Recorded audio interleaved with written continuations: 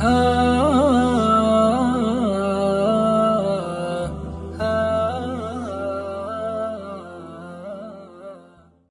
الله بالخير، حياك الله اخي عبد الله. مساك الله بالنور والسرور. يقول تقبل الله منا ومنكم صالح الاعمال. ومنكم صالح الاعمال يا رب جميعا ان شاء الله. طبعا نحن موجودين في مخيم منى وتحديدا مع حمله الحج المبرور. نعم. للامانه يعني وصولك الى المملكه العربيه السعوديه لتاديه مناسك الحج، كيف كان شفت الحج؟ كيف كان المناسك؟ هل فيها شيء من الصعوبه وكذا؟ بسم الله والصلاه والسلام على رسول الله. طبعا خليني اخذ نفس شويه. عاد الامور طيبه. اول شيء نشكر الجميع ان شاء الله، يعني الله يتقبل منا جميعا ان شاء الله.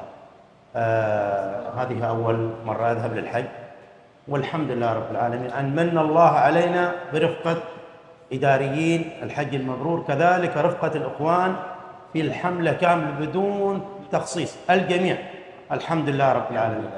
لمس وقت وصولنا الى المطار الحمد لله من جميع النواحي، من الغذاء، من التوصيل، من الارشادات، من التوعيه الفقهيه في تسهيل امور الحج لنا جميعا.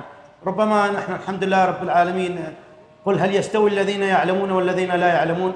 الحمد لله رب العالمين كنا قادمين هنا نجهل الكثير من الامور. الحمد لله. نعلم ان الحج وفريضه، ونعلم ان بعض الاشياء يعني ربما تخدمنا، ولكن الحمد لله رب العالمين في هذه الحمله مسنا الكثير من التوعيه الحمد لله التي سهلت علينا سواء فقهيه او اداريه، الحمد لله رب العالمين.